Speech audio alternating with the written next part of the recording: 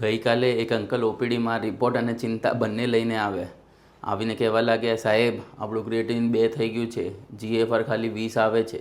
હવે ડાયાલિસિસ કઈ રીતે ચાલુ કરવું ને એ મને સમજાવો. હવે અંકલની ઉંમર હતી 70 યર્સ. કોઈ ડાયાબિટીસ નહીં, બ્લડ પ્રેશર નહીં, જૂની સ્ટોનની તકલીફ હતી અને અત્યારે અલ્ટ્રાસાઉન્ડમાં કોઈ સ્ટોન્સ પણ નહોતા. તો મારે અંકલનું ક્રિએટિનનું ટેન્શન દૂર કરાવવા માટે સમજાવવું પડ્યું કે લેબમાં લોહીની એકવાર તપાસ કરી અને ક્રિએટિન 2 આવ્યું એનો મતલબ બધાની કિડની 80% ખરાબ થઈ ગઈ એવું નથી. પહેલાં ક્રિએટિન શું છે એ સમજીએ.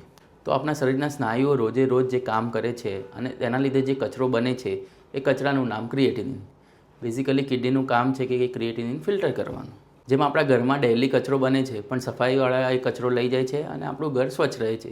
એ જ રીતે કિડની આપણા શરીરની સફાઈ કામદાર છે. પણ જો એ સફાઈવાળા સ્ટ્રાઇક પર જાય તો ઘરનો કચરો ઘરમાં જ રહે અને ઘર ગંદુ થાય. હવે 25 વર્ષના યંગ માણસ અને 75 વર્ષના દાદા બંનેનું ક્રિએટિનિન 1.5 હોય તો બંનેનું ઇન્ટરપ્રિટેશન સેમ નથી થતું. તેની સાથે ક્રિએટિનનો ટ્રેન્ડ કેટલો રહે છે, GFR કેટલો છે, યુરિનમાં પ્રોટીન જાય છે કે નથી જતું, કોઈ એસોસિએટેડ બીમારી છે કે નહીં, એ બધું જાણવું પડે. કિડનીની સાઇઝ કેટલી છે, સ્ટ્રક્ચર કેવું છે, આ બધું જ જોવું પડે. કારણ કે ક્રિએટિન એ સ્ટોરીની પહેલી લાઇન છે અને ડૉક્ટરને આખી સ્ટોરી જાણવી પડે છે.